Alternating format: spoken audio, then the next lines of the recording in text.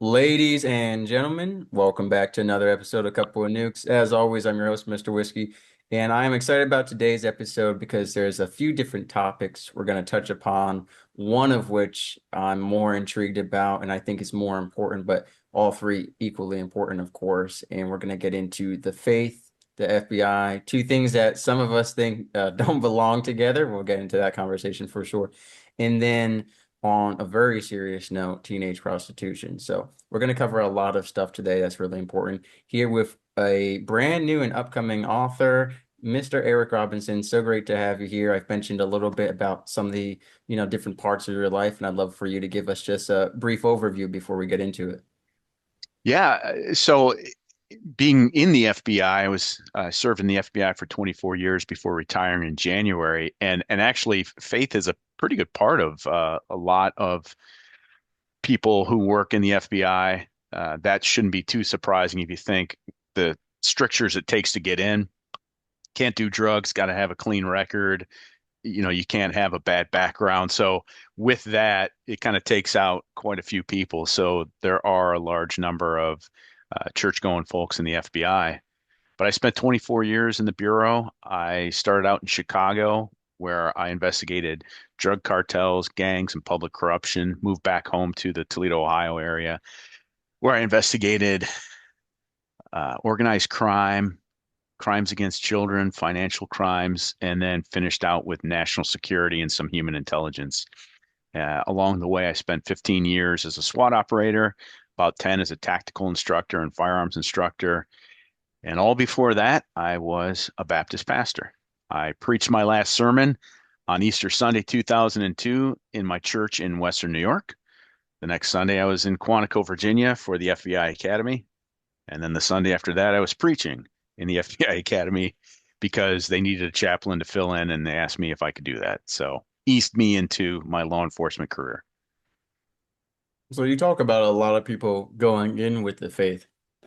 But the point I want to make is how many leave it with their faith still intact. And I say that because working with veterans, working with active duty military members, a lot of people lose the faith. A lot of people refer to it as moral injury, and it's one of the largest contributors to suicide for veterans. So, what did you personally experience? Especially part of that is seeing all these hardships, part of that is the isolation. There's a lot of different factors that go into it.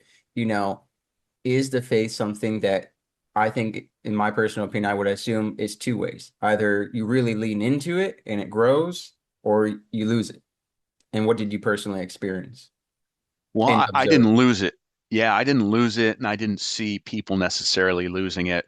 I can't tell what was going on inside of Right. my colleagues, but for me, it broadened my understanding of people. So even seeing over and over some of Mm. the criminal activity, some of the disgusting and dirt that's in society, it just helps me understand a little bit more than what I experienced in the church. So in Mm. the church, there are going to be people, pretty much like me. Some might have, darker sides, more difficulties, but for the most part, you don't have a lot of the heroin addicts, teen prostitutes, pimps coming to church. They stay away. So I was exposed to, uh, you know, normal people who had normal problems but wanted to be better. And then in law enforcement, I'm seeing very bad people doing often very bad things, not wanting to be better. But that showed me what people are about, what they're willing to do, and still keeping that grounding in what I believed. I could now get a better notion of what people go through. Mm. So working gangs in Chicago, I'm seeing young men who are looking for an affiliation. Okay, I understand that. That's something everyone wants. They might join a gang for protection because their lives were threatened, and this is the only way that they could find safety. They had fewer options than I had. I didn't grow up with money, but I was able to go to college. My parents stayed together, good family home. So there's so many factors that are involved that why they get into violence, drug sales, prostitution, it didn't excuse it, but it helped me understand the human condition more. And if God loves them and as God's trying to work in their lives, now I can see what He's uh, what he's doing in the world, not just that small section of Western New York. Mm, mm. Definitely want to unpack some of that, but let's backtrack. Let's actually go down to childhood. What got you into ministry work to begin with, and what age did you start preaching, and what kind of was the training or the lifestyle that led you to that? The lifestyle was we went to church every week, and it wasn't a demanding thing. It was just what the Robinsons did, and it was part of our lives. I didn't like get excited about going to church, but I didn't hate it either. This is what we did, and Mm, so faith was part of our everyday experience, which I think was very healthy. Just it made it natural as just like eating breakfast.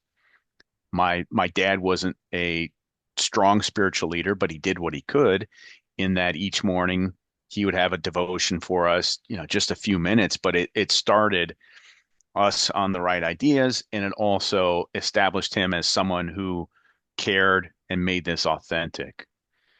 So I had a precocious knowledge of the Bible when I was a kid. I was the one always raising their hand in Sunday school and knowing the answers. As I went into college, I studied the Bible more. I got into ministry on campus, went on a mission trip when I was a junior. And, from there, I thought, okay, this is something that I feel strong about. I think I'm good at, I'm equipped for. Uh, and then I decided at that point, I'm going to graduate, move into ministry. I had trained to be a missionary to Muslims. I had studied Islam, had done the mission trip to a Muslim country. Uh, I think apologetics. that probably played a role in the FBI wanting to hire me because my application was in process when 9/11 hit. So we've got an Al Qaeda problem. Here's a guy who knows Muslims. However, in my process, as I thought about going that route, we had some family issues that said maybe going overseas and those hardships and difficulties might not be the best. So Mm, from there, just took the usual route of youth pastor, assistant pastor, until the church I was the assistant at said we'd like to plant a church. And I thought I'd love to do that. Went through that vetting process as well, and then started a church that was meant to be one of outreach. We I didn't want to just shuffle Christians from different seats, take them from this church and come to mine. And so we set out with a core group to uh, welcome people who otherwise wouldn't go to church. And I challenged that group of Christians that started the church with me with a flinch test. Can you see someone coming in who's not dressed for church like the Baptists would? Tattoos, piercings, homosexual, interracial, you smell alcohol in their breath, their sordid stories. Can you welcome them with no judgment? Just glad you're here because we were going to, if anything, err on the side of grace. So I told them, I'm going to let God judge us for being too welcoming. If that's a problem, we'll change from there. But we want people to come and win an audience with them, and we did that, and we were successful. We did it well. right. So I want to go back. You talked about the routine and the naturalness of it, but was there a development of the understanding of why we're doing this? And I bring that up because a lot of families make church almost a chore routine, and there's Hmm. not a lot of cultivation of the why. There's not depth to it. And so when those, teenagers become young adults, either they stay in that routine or they're like, why were we doing this? And they either develop that further understanding or they just drop off. So was there a cultivation of this isn't just what we do. This is why we're doing it. There's an importance to it. So I've thought back. My brother and sister are both good people with good skills, want to help others. I feel I'm the same. And I try to think back of what my parents said or specifically modeled so that I would follow in a right path. And I can't recognize any verbalization or specific statements of here's what we do. It was for me just like the sediment that builds slowly over time. Mm, My parents they're always known to be ones who are caring for others. And so I think that everyday modeling of being right, not correct, but being right was what we should be doing. Mm, So, the church I went to was a solid one. People there were accepting. I grew up Lutheran, so in case you're not aware, Lutherans have this idea of if God didn't want us to do that, he would have told us no in the Bible. So they're very accepting of different habits. mm. Folks would smoke outside the church door after service. Baptists are often very strict, and their idea is, well, if God said it was okay, he would have said it's okay in the Bible. So everything else is forbidden. So it was a drastic change for me. But all along, there was just this notion of we honor God, we follow the rules, we follow what the Bible says, and we treat people with kindness and compassion. I'll have to one up you. I grew up Catholic, which is one of the strictest, most traditional. And then when, not that I am Baptist, but down south, there's a lot of Baptist church that I was invited to. And for me, going from masses in Latin and I'm wearing a suit to this guy's wearing a Georgia Bulldogs tank top and shorts, I kind of had a little meltdown. Again, Yeah. not that it's wrong, not that God bars those people from going. For me, Catholic or not, it was just about respect, right? I'm going to take the time to dress up. We've got people dressing up for the club, but you can't dress up for the Lord, and so that bothers me. Of course, I would never stop anyone or something, but it's about that, time and respect. I want to go to you talk about, and I really like what you said about, your parents, even if they didn't verbally explain it, their actions explained it. And I think that's really Hmm. important because the Bible calls us to live in a way that, we reflect that life, that people see Yeshua reflected in us, that people see our actions. And I think that's really important. Even if we don't explain it, people are going to say, why do you have this hope? Why do you do what you do? And then you can tell them. So I think that's great. But at some point in your journey, you mentioned missionary trips, you mentioned the routine.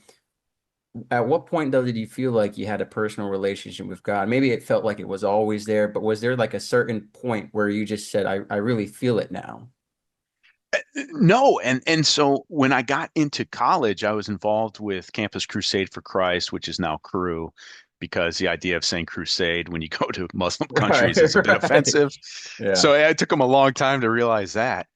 But so I remember like, so this is evangelical. Now this is trying to save people. And I remember thinking, yeah, my testimony sucks. Like I just grew up knowing Jesus loves me. My mom would sing that. The only music, my brother and I joke about this, the only music that was on in our house were like these 1970s hokey choirs singing straight Bible verses. So Mm, that's what I grew up on. And so because of that, I can quote scripture, but I have to do it by song from what I had mm, learned. And but the difference was from from the early years, then going to college, now it became more personal. So getting discipled, now studying the Bible, less than just kind of reading or hearing it from the pulpit, getting bits here and there. Okay, now I'm digging in and I'm trying to understand more what this means, which is why I moved more to the Baptist theology. Their doctrine is their practices are a little more of getting into scripture, so that appealed to me. But it was in college then when it went from, yep, that's who I am to, okay, but what does that mean? Now what should be done about this faith that's been built into you? And that's what pushed me to say, okay, now I need to reach out to others. I need to disciple others. I need to learn so that I can assist others too. right. I agree. You could have apologetics completely down to a T, but if there's no personal testimony, but I also say, and I always encourage everyone, you don't need this big grand conversion. You don't need to say, hey, I was homeless in the streets doing drugs and now I'm a CEO, right? Everyone's story, it's about that personalness. It's about showing humanity, right? Because apologetics are great. They're really important. I highly encourage every believer should be learning them to help evangelize and to defend their faith, right? Apologetics that stems from being able to defend your faith. But that personalness is what's really required, especially for that intercultural evangelism, right? I mean, when you study, there's all these different, methods of evangelism. But at the end of the day, really, what most people are doing is it's about building a relationship, seeing where they're struggling, and explaining what you have hope in and how God has helped you. So I think that's super important. And then, so you worked in ministry for a while. You mentioned, talked about some family hardships, and then the transition to the FBI. What in your head was going on that you were like, hey, I'm going to join the FBI? Or was it a calling from God? Or was it a family pressure? What kind of was the situation with that? Well, it was very literally in my head. So I I was in my early 30s and didn't understand Wow. some concepts of how to handle pressure.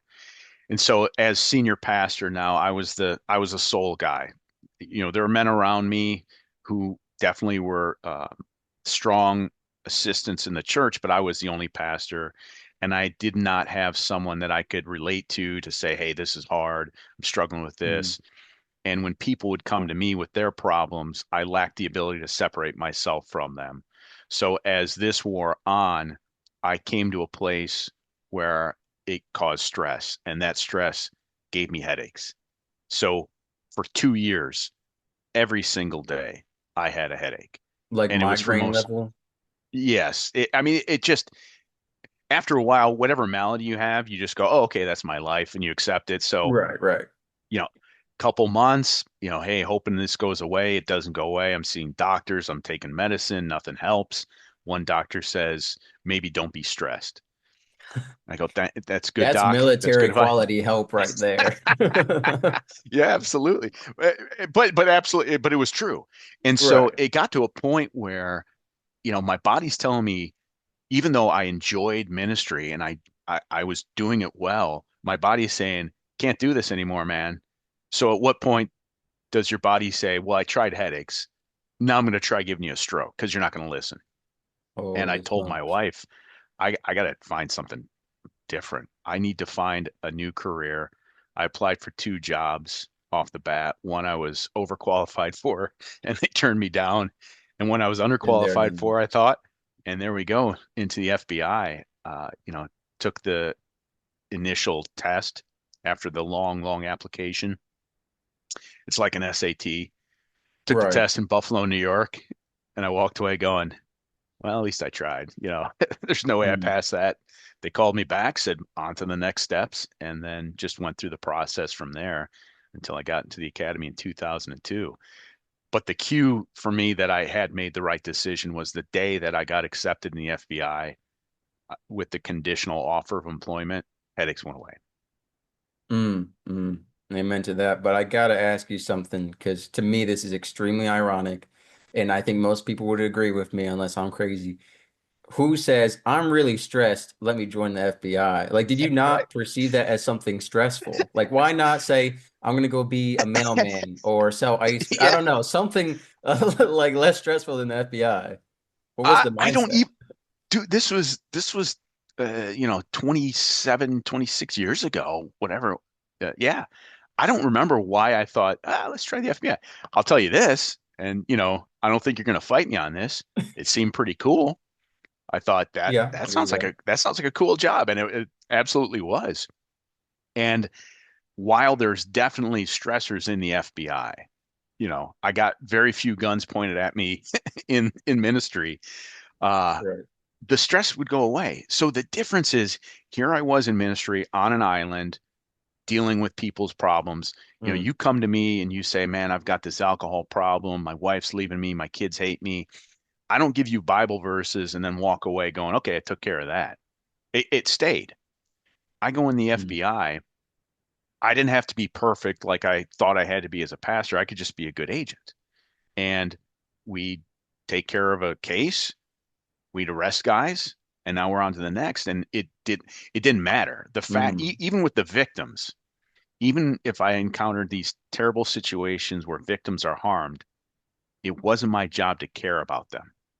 I could care, but there was no place for me to do anything afterwards because it wasn't my job, and it actually would have been inappropriate. So Right. there were boundaries mandated where I didn't have to take that on. I'm moving to the next criminal. I'd actually done my job well. So now I was successful. I was completed. Mm. We arrested this guy.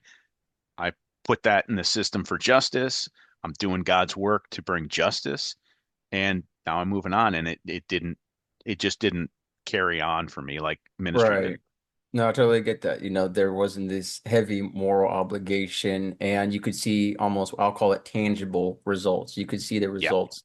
Now, that's not to Yep. say in ministry, someone would come back and say, Pastor, you saved my life, or, that scripture you shared really helped me. But one thing that is really interesting to me is I'm here in Japan studying some, evangelism and talking to people here. It's great to see. A lot of people don't realize there's a huge Christian revitalization in Japan. Most people don't realize there's a long Christian history here. I mean, there was Christian schools here many, many years ago, even decades ago. There's tons of Christian history. They, crucified people at Nagasaki. They crucified people. So huge Christian history. And I was talking to people here, and a lot of them were leaving the church not because of social pressure or Japanese identity, but because of service burnout. I'm burdened by all these people that I'm on the worship team and they're coming to me with issues and I just don't have the power to fix them. And all I can do is refer them to God, but I feel like I haven't done enough. Yep. So, Yep. two main questions for you. One, did this give you a better understanding of Yeshua, aka Jesus Christ? We know that on the cross, he bore all of our sins. And I'm not saying that you were bearing people's sins, but for some parts, it sounds like people were confessing things to you or bringing their problems, the sins of others. So you're bearing that weight. Did you did it make you have a deeper love and understanding of what Christ went through? Because you're like, this is just a fraction of what Yeah. he felt. I couldn't imagine this times, 100,000.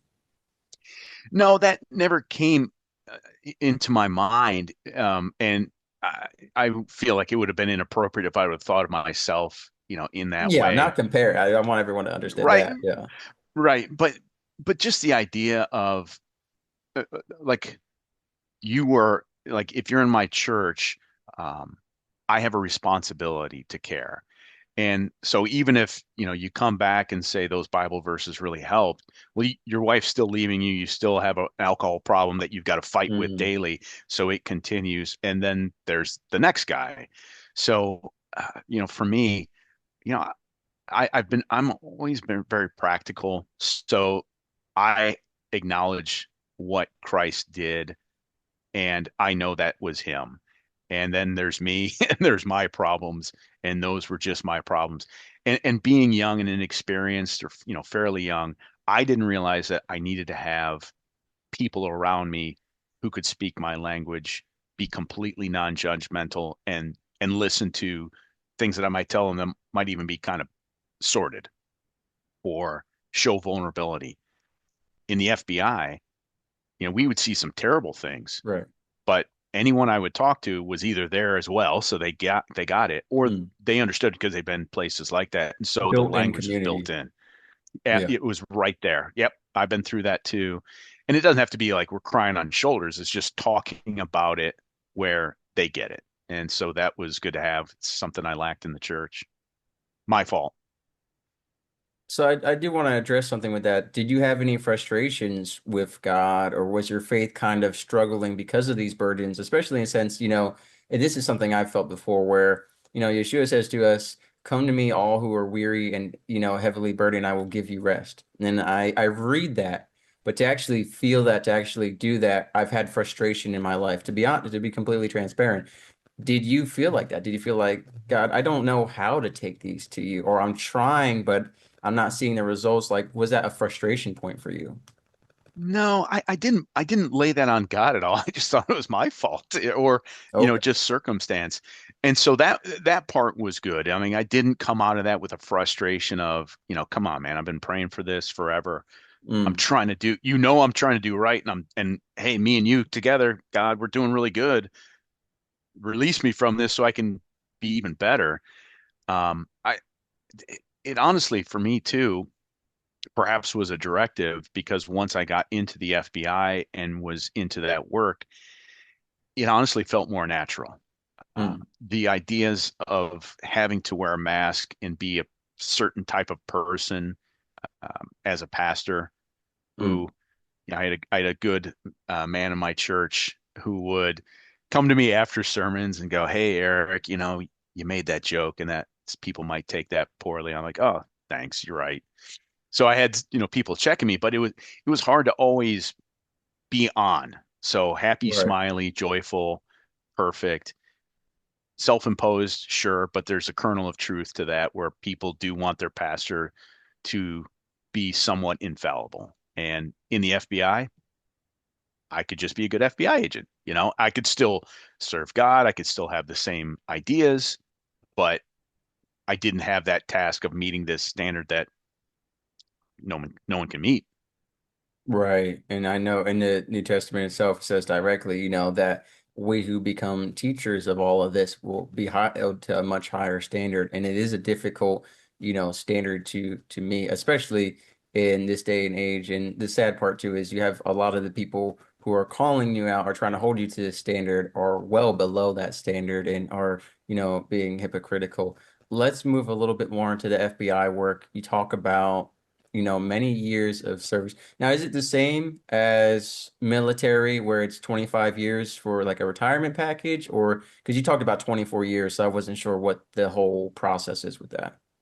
Yeah, the process is for an agent, it's 20 plus 50. So you have to be at least 50 years old and have 20 Oh, years of service. I got in at 32 and a half, so around 57, then I'm retiring. You have to retire by 57 because for some reason I'm not capable of firing a gun straight anymore. I don't know. You know, right. suddenly I'm not in shape. Mm. But yeah, so I got out just before 57 and, moved from there. Oh, okay. Yeah, many military guys working in the FBI too, and they're all buying out their service so they can have that on the back end. Right. And that was something I was curious about. Were you one of the oldest people joining? Because you were in your, 30s, and I don't know if most people going in are like 17, 18, 19, or what was kind of like the standard.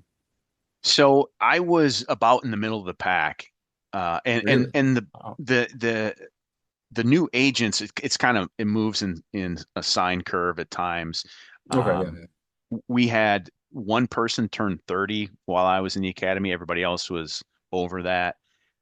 Now it's gotten to where they're dipping a little younger.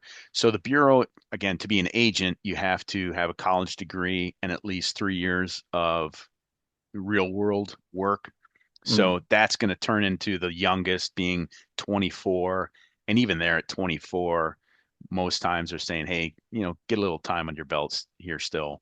So 26, 27 now is about the young end of being an agent, Mm.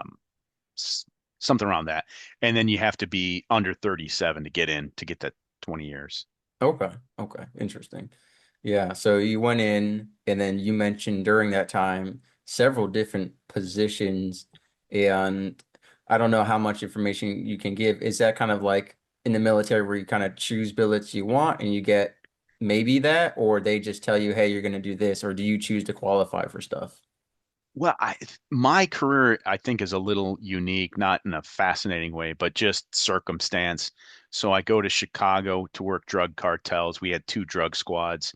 After 5 years, they dissolved mine. So no choice. They go, we're going to send you to the gang squad. Okay, so I work gangs.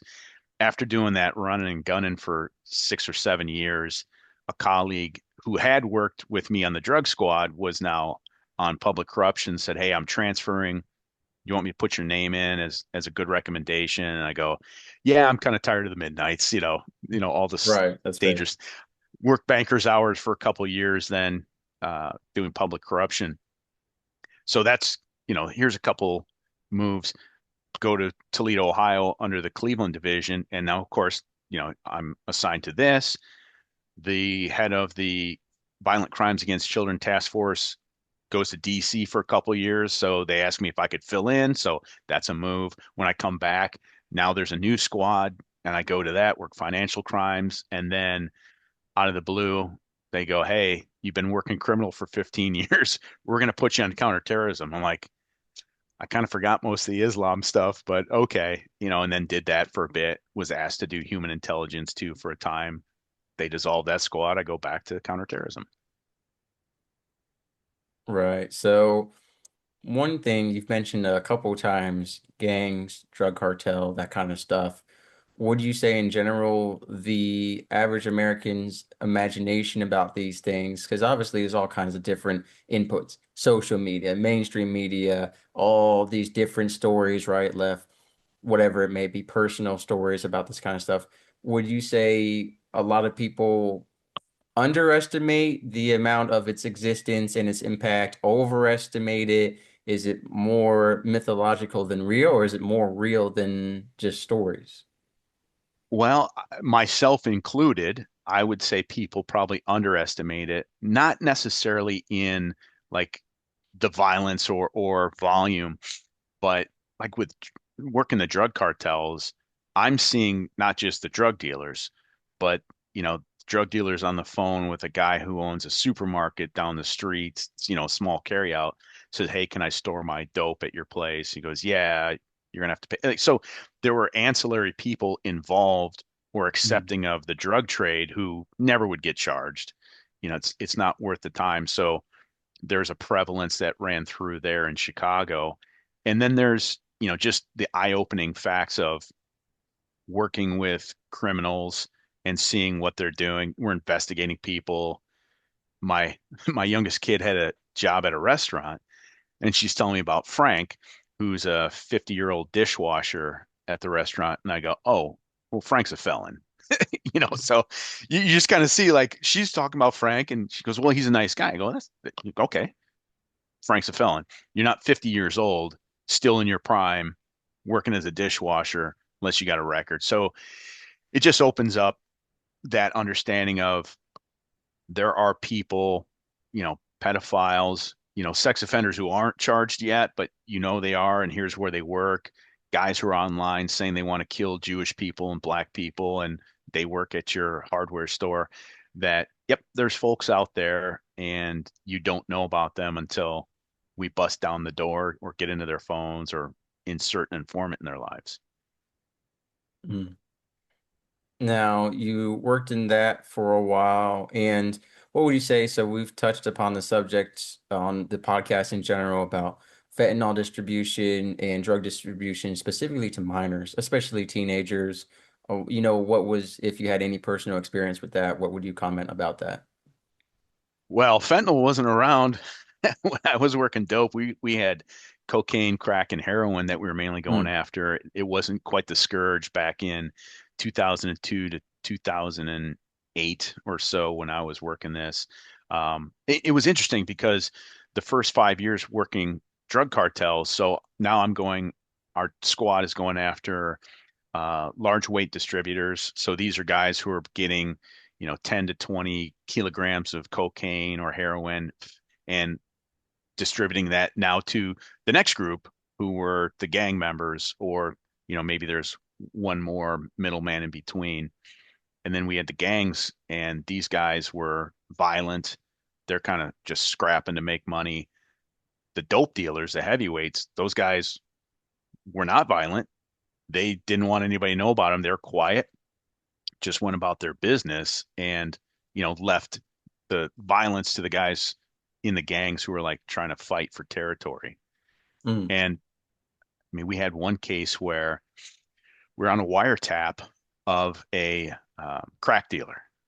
And I've been on many wiretaps, and call comes in, you listen to it, you see if it's pertinent. If it's pertinent, you transcribe it, goes in the system.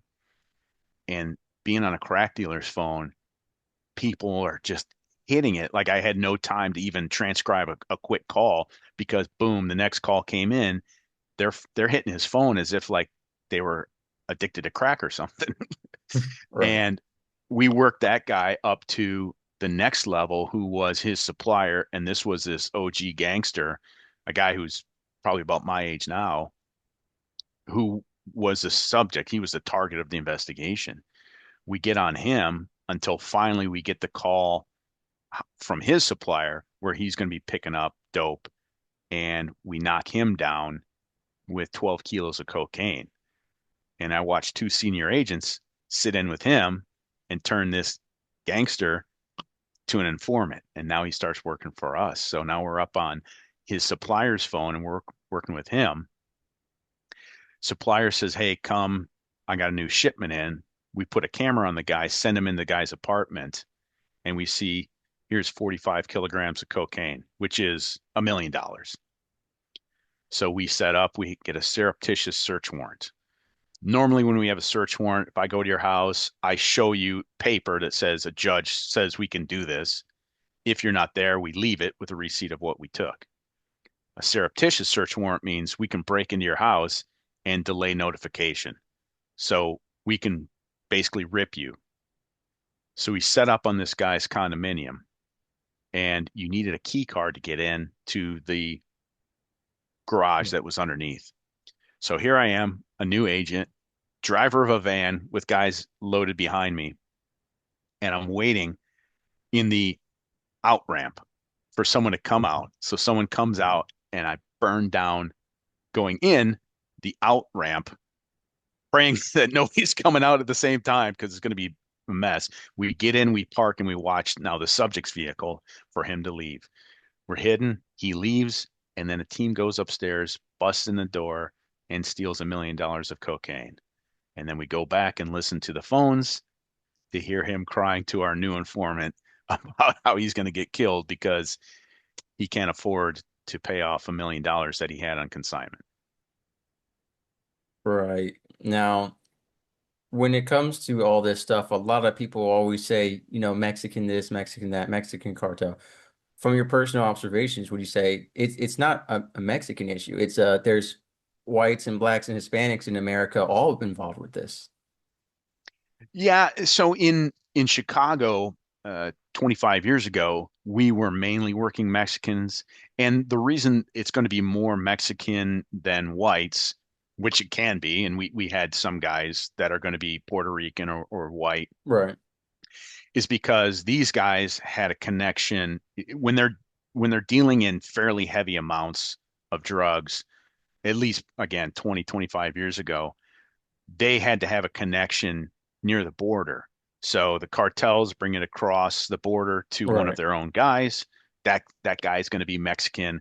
That guy is going to take it now to the next step, Atlanta, LA, Chicago, and there might be a step in between, but now you're keeping kind of those I trust you because you're one of my people or because the cartel set you up there. One guy we picked off dealt in very heavy weights, and part of the administrative process in the FBI, at least back then, was we had to tie a target to a cartel. Mm. And it didn't matter. I mean, that's just pencil whipping. It was administrative. So we'd go to phone records. We see this guy calls that guy, calls that guy. That guy is in this cartel. Okay, he's Sinaloa, whatever it might be. Well, we pick up this guy who, had dealt in hundreds of kilos of cocaine, and we say, "So you're with this cartel?" He's like, "I have no idea." You know, I call my buddy Miguel at the border, and he brings me dope. Like I don't know who he's with. So a Right. lot of times along the way, like the affiliation kind of gets lost. It's just I know a guy. Right. And so we have a lot of people from, the border of Mexico bringing drugs into the US. Now, the FBI already listed a bunch of major hotspot cities. Is it kind of the situation where every time you cut off the suppliers or whoever it is, new ones just pop up? It's like fighting a hydra. What would you say? Oh yeah, we had a mass arrest early on when I joined the gang squad where we took down like 55 guys from this gang. Doing that, like that corner itself wasn't any safer because new guys just fill in. So Mm. when there's that supply that's there, we had to be that governor, uh, the one who kind of mitigated just absolute sales. So we weren't going to stop the problem, but because guys had to be careful, they knew that they were going to go to prison for a good while. Like that slowed the process down, and Mm. that's about the best we could do. So you knock this guy off, you give him 10 years, whatever it might be. Okay, that's fine. He's off the streets. But the effect was more the next guy who stepped up couldn't just sell dope with impunity. He had to check if you're a cop, make sure it's okay, double back, drop phones. You know, it just, you know, it, It's it was almost tiny little, becoming more and more difficult because they have to continually adapt to y'all strategy. and that's about the best that we could do. So you take Mm. dope off, sure, but there's an unending supply. So, you know, 45 kilos it was nothing compared to what was Right. going through Chicago. So, you know, Mm. it's it's just trying to throw a blanket on top of it and slow the process. Right, right. And that's above your pay grade to figure out the whole issue. You did your part in that. I totally get it. Yeah. And then moving forward, I want to address something that you had mentioned I saw in your bio, teenage prostitution. Now that is well, first of all, let's get into is it way bigger than we think? Is it a much bigger issue? Or, you happen to come across a few cases in a span of XYZ amount of years. What kind of do you think? And obviously, everything we're talking about is a little, I don't want to say outdated, right? But we know that society shifts very fast. So, I mean, Yeah. it could be 10 times the amount now, or it could be less, but just from your time period serving. So I was working this about 2012 to 14. So things have changed. The mandates in the FBI have changed a bit too, Mm. especially with the internet and with applications evolving. Back then, when I was working it, the FBI's mandate in our office was to go after pimps who were sex trafficking teenage girls, Mm. underage girls. And we could have cases on adult women who were being coerced or abused into that role, but mainly we are going after those who took advantage of the teen girls. And that came out of a 2005 prostitution sting in Harrisburg, Pennsylvania, where an inordinate number of pimps and prostitutes were from the Toledo area. So because of that, a task force was set up saying, hey, they must have a big problem. So we were on the front end in Toledo of tackling this issue. And we could find the girls. They were definitely out there. Um, and we could find the pimps and get them off the street too. What this has evolved to more now is we get what's referred to as travelers, and that is guys who think they're talking with a child on the internet when it's an undercover, or guys who think they're talking with, which is far worse, I think, a parent of little children who's offering up their kids for abuse and looking for the same. So that trading in the child pornography is that's something that except for the manpower hours that it takes to set up these operations, write warrants, go through discovery and evidence, Right. go through trial, they could do this every day. You could go after a guy every day if you had the men to do it and the time, but that is definitely highly prevalent. And I would say it's actually even more so because I've seen just scrolling through social media, some parents posting about, especially in like Texas and states by the border. Hey, my child had gotten a dating app. They were talking to this guy. He ordered an Uber for her or any driver service Yeah. to come meet him at the border for a date. And obviously it wasn't going to be that, so I think it's even more dangerous now with not just the dating apps, but now with AI, the implementation of AI, right? We always talk about the good of AI, and that's great, but there's also bad people who are going to do bad things with it, and when it comes to now the technology with voice cloning, with, facial recreation, with now impersonation being an easier tool for people to use to kidnap, to traffic, and to do all these things. So it's really sad. And, there's also just a lot of not physical prostitution, but now there's a lot of online prostitution as well, more than ever before, especially compared to that time period. So, you Yeah. know, seeing all this stuff, I mean, you talked about kind of how it shaped your mindset a little bit with the faith. So tell us a little bit more about that. You talked about, God loves these people, seeing these people in hardship. Did it make you feel more empathetic? Did it reignite your calling to want to maybe go back into pastoral work after the FBI? Like, what is that looking like?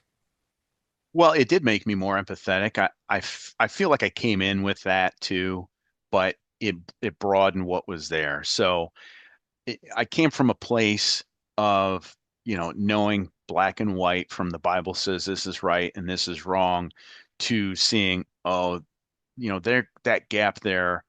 I always had acceptance of people, but now I start having a wider gap of there's more to it than simply yes and no. Mm, So, we work with the teen prostitutes. Okay, that's terrible. They shouldn't be doing that. They're involved in immorality as well. Well, I mean, if you can, this is very crass, but I use this example. If you think of a woman in your life, mother, sister, someone you know, and think of what it would take for them to cross through that threshold to say, I will now have sex with strange and disgusting men every day. That is a tremendous barrier to cross.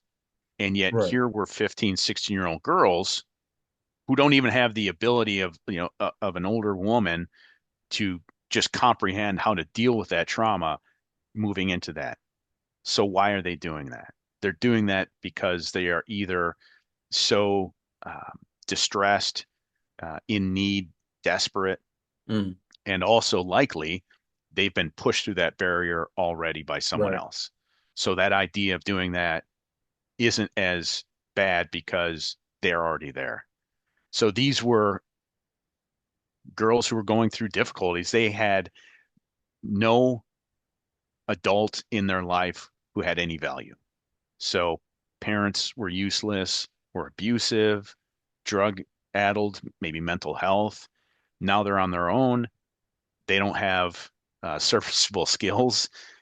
They don't have an education. What do they have? They have their body. Okay, well, that's the only way I can Right. make money to survive. So now they're doing that, and it just it broadens that empathy. Being like, okay, this is bad, but there's a reason why you're here, and I can say I wouldn't do that, but I come from a much more stable background. I come from a position where I wasn't forced in there. So my whole statement of I wouldn't do that is purely Right. hypothetical Right. because I don't know.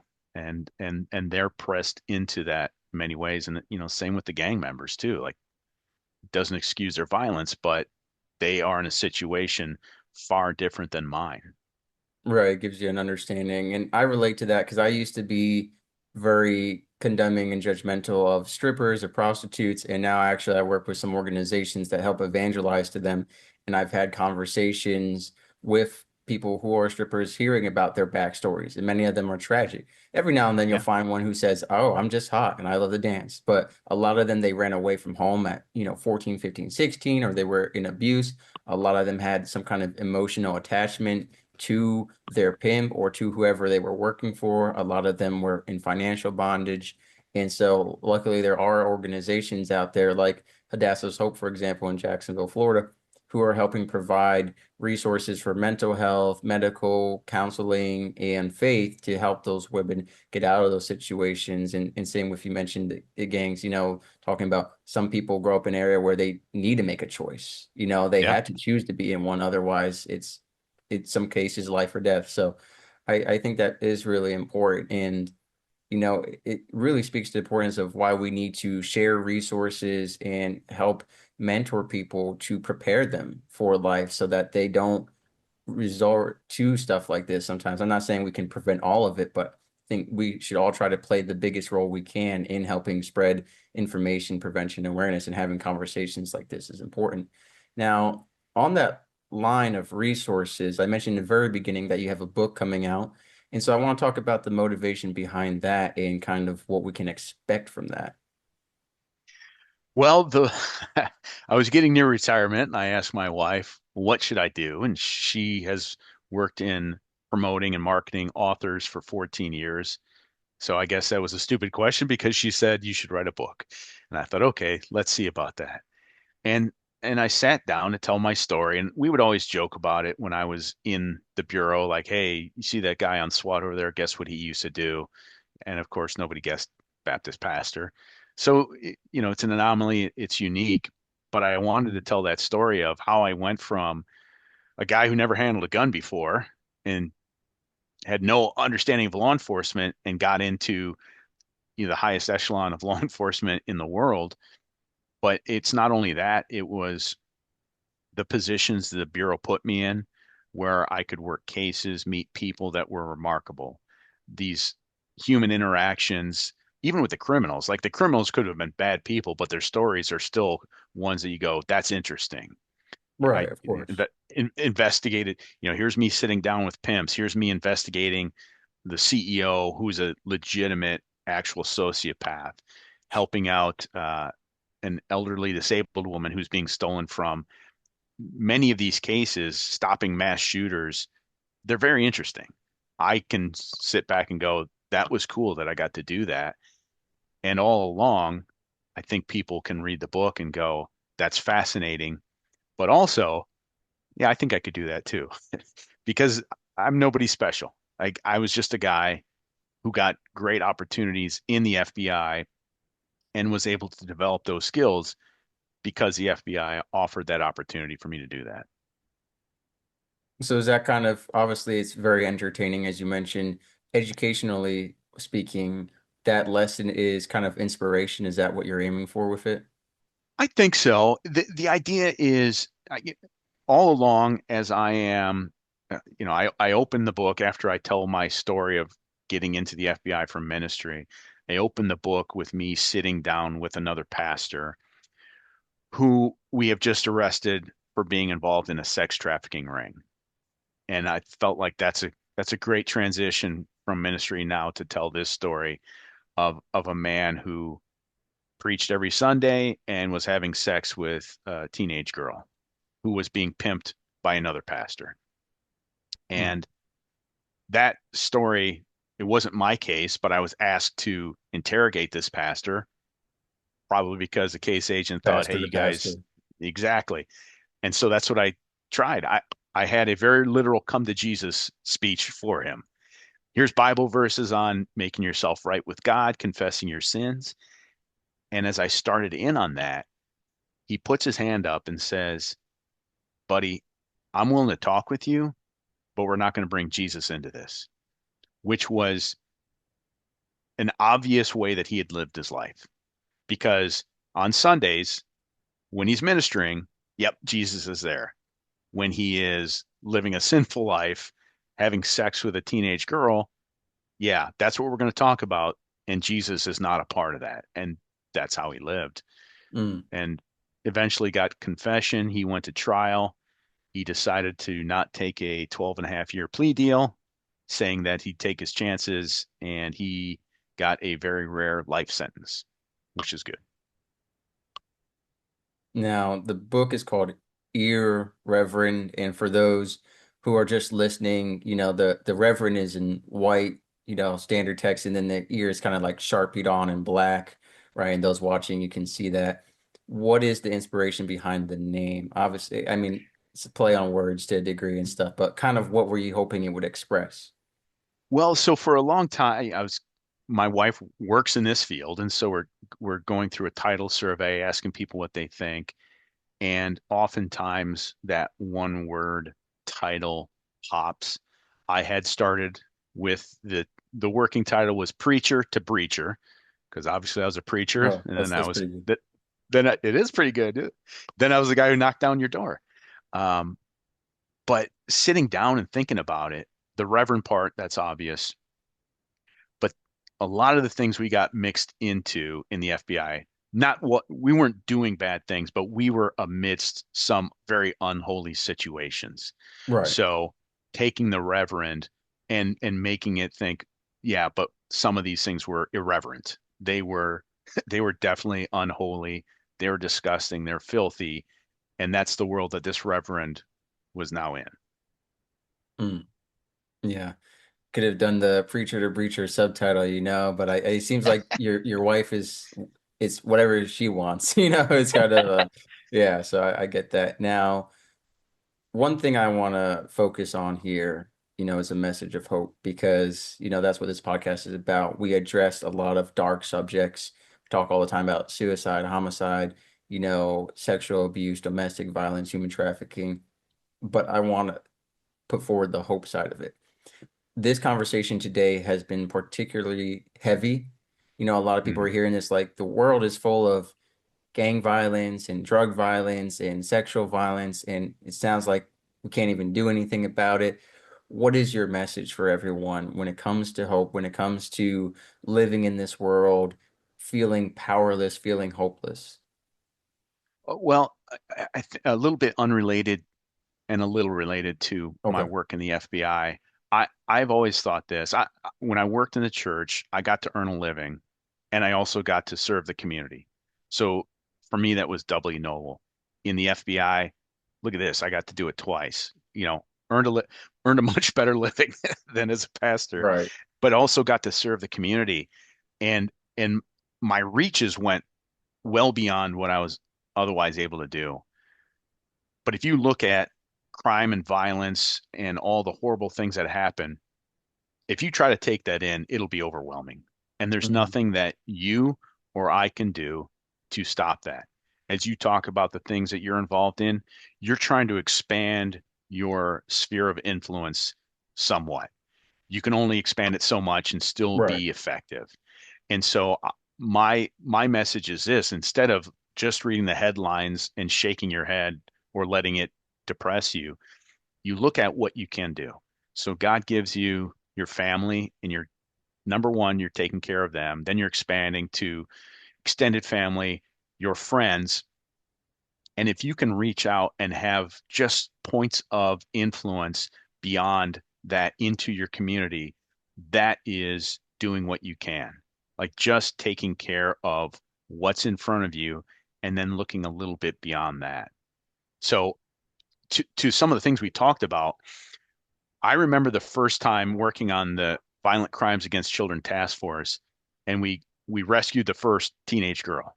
We arrest the pimp, we get her out, and the first thought I had was, well, now what? Like we did that, but what do we do with this girl? Because she's a Mhm. runaway. We send her back to the foster home. She's just going to run away. She's going to find a new pimp. She's going to trick on her own. And we worked best when there were non-governmental organizations, ministries, charities who were assisting us. So as you talk about that, the people who can step in and say, well, now my job is to have a bed for somebody. We worked best when there was this 35, 40-year-old former prostitute who had beds and could talk to the girls and say, I've been there. I know your world. Here's how you can come out of it. And they need helpers too. They need those who support. So whatever people can do in that realm or any other, now you're extending your influence just that bit and doing what you can to make the world better. 100%. I always say that the internet is great for global connection, for global awareness, but sometimes it throws the whole world at us. And Yeah. we lose sight of our local power in the terms of what we can do locally in our community and then our county and then our state, right? We just jump for this big global, like all these issues. And I always say, start with your local impact and expand from there, And people look at it as it's me versus the whole world instead of, hey, it's me and hundreds of other human beings all taking care of our communities. It's a ripple effect, right? And I think we get so focused on, I need to be the person to take care of this, right? We're not alone. And you talked very earlier on about how important community is, being there for one another for both the helping and the hardship and everything in between. So I think that's really important, and I appreciate that message. Book is set for release this fall, It and on my end, I'll be promoting it when it comes. Once you let me know it's out, I'll be pushing it out. So everyone just get ready. Do you have a website or a pre-order link you'd like to share for now? I do. No pre-order link yet, but the website that you can follow and see how the book's coming along and when it drops is the aforementioned preachertobreacher.com. So I still got to You say did that. it. Yeah, Yeah, you gotta get a sign for your man cave that says that or something. Uh, absolutely. awesome. Well, thank you so much for guesting on the podcast today. Thank you for your work in ministry in the FBI. Now, doing this in this next chapter of retirement, helping other people out by spreading, the word. Like we said, the first step of prevention and awareness is conversations and knowledge. So thank you so much for that. Absolutely. Appreciate your time.